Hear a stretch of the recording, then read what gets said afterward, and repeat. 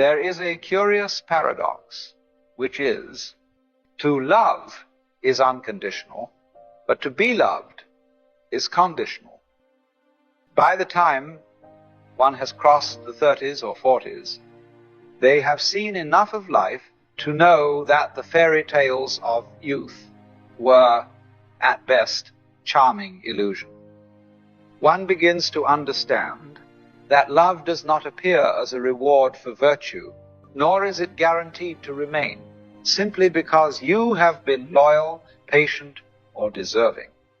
Some have poured themselves, drop by drop, into the vessel of another's life, only to watch it leak away through fingers that once clung to them. Others still dwell beneath the same roof with their chosen companion, yet feel as though they have become a stranger at their own table. And there are those who have wandered from heart to heart, thinking that the next embrace, the next yes, would finally fill the hollow within, only to find the emptiness echo back at them. You begin to wonder why something as natural as love has become such a labyrinth of conditions, unspoken bargains, and quiet disappointments. You sense that somewhere, beneath all the poetry and promises, there is a truth you have been avoiding. For love, as it is sold to us, is not love at all, but something dressed in its garment. And here, perhaps, lies the seed of our quiet discontent. We have confused the appearance of love with love itself, the structure that holds it, with the living thing it was meant to carry. From our earliest breath, the world whispered its bargain into our ears. Love is something to be earned. Behave as you are told, and you will be cherished. Fulfill the needs of another, and you will be kept. Offer beauty, strength, usefulness, devotion, and the reward will be love. But this is not love. It is a transaction masquerading as tenderness. It is the polite exchange of commodities between two people who have been taught to call their bargain romance. You see, a bargain can hold people together, but it cannot nourish them. Like two merchants bound by contract, they remain so long as the terms are met. And when they are not, they part.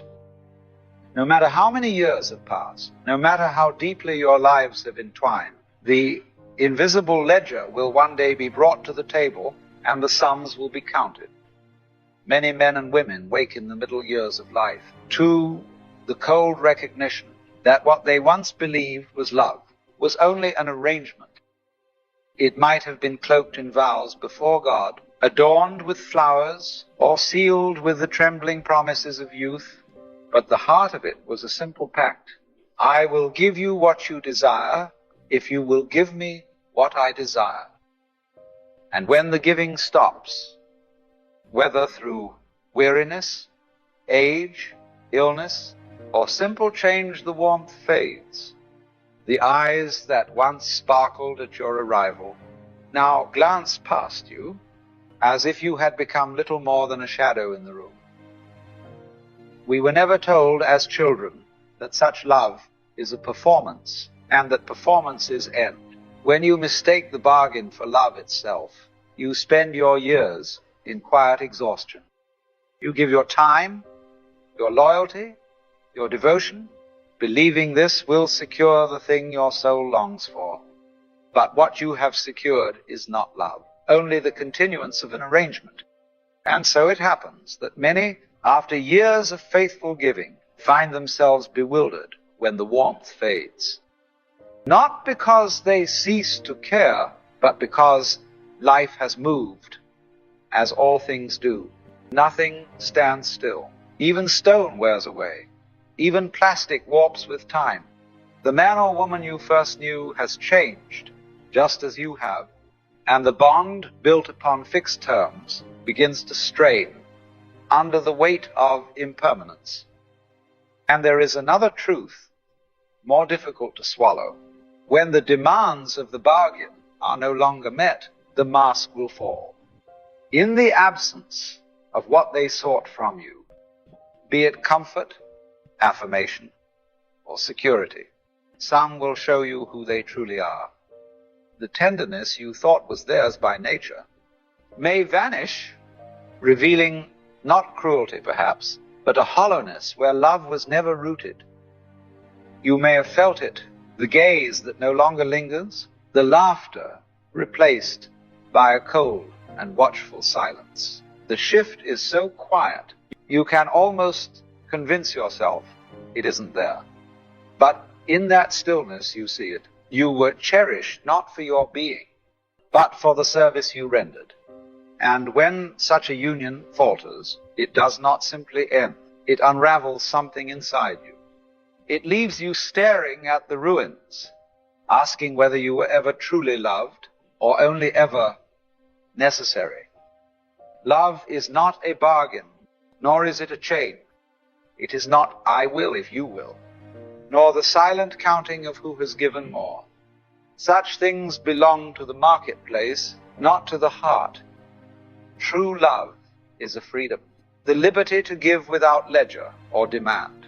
It is to be fully present with another, not to bind them, but to care for them, simply because the caring itself is joy. It is a gift given without the shadow of a contract, without the fear that it must be returned in equal measure.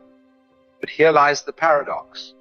Such love cannot be given by one who is starving for it. The heart that is desperate to be loved back will always, in some hidden way, attach strings to its giving. It will watch, it will measure, it will wait for the return. And when it does not come, bitterness will grow like ivy through the soul. You cannot love freely until you have ceased to beg for love. And you cannot cease to beg until you have found within yourself a source that does not run dry. That source is not in another's eyes, nor in their approval. It is in the quiet knowing that you are already the child of the very life that breathed you into being. Call it God. Call it the eternal. Call it the nameless mystery. It has loved you into existence before you could earn or deserve a thing. Look at the sun. Even after all this time, the sun never says to the earth, "You owe me." Look what happens with a love like that. It lights the whole sky. To know this is to stand unshaken, whether others love you or turn away. Then, and only then, can you give love as the sun gives light, not to be thanked, not to be owed, but because it cannot help itself. To love is your freedom. No one can take it from you. It is the act of your own being, the overflow of the life that moves through you. You may give it to one, to many, or to the whole world, but it remains yours to give, to be loved. Now that is another matter that is never in your keeping. You cannot command it, purchase it, or reason it into being. Love offered to you is a gift of its own accord, arriving when it will, leaving when it must. It is as the wind that brushes your cheek. You may open your arms to it, but you cannot hold it there forever. If love is given to you, receive it with gratitude. Drink of it while it flows, but never clutch at it, as though it were the last drop in the world. For the moment you try to drag it from another's hands, it ceases to be love and becomes something else, obligation, pity, or bondage. And remember this, you are already loved, not by the fickle tides of human affection, but by the source from which you came. It breathed you into life without condition, without demand. To see this is to know you are never wholly bereft. If you wish for love from others, it must begin here in loving yourself, not in the shallow sense of indulgence, but in the deep sense of accepting your own being without reserve. For a heart at peace with itself no longer begs, it invites, and when two such hearts meet, their love is not a trade, but a meeting of rivers, each full from its own spring.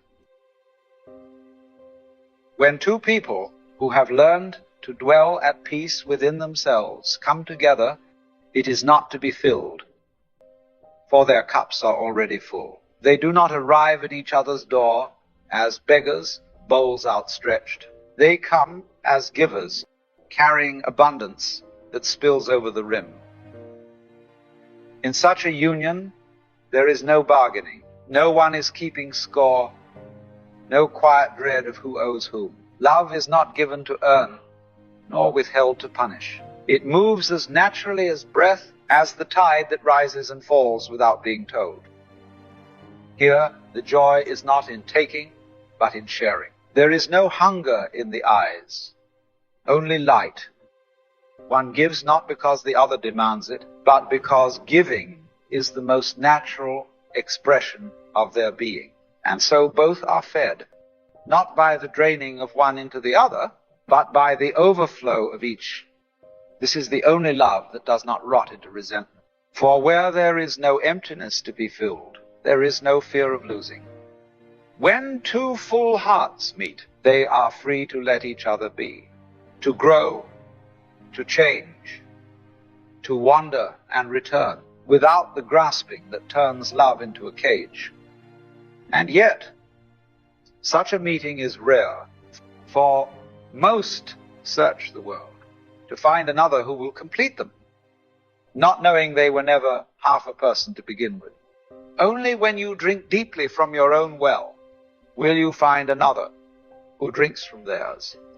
And together you will not merely survive, you will overflow. The world you meet each day is not a stranger. It is yourself in another form. You cannot draw from a well what is not in it, nor can you meet in others what you have not yet met.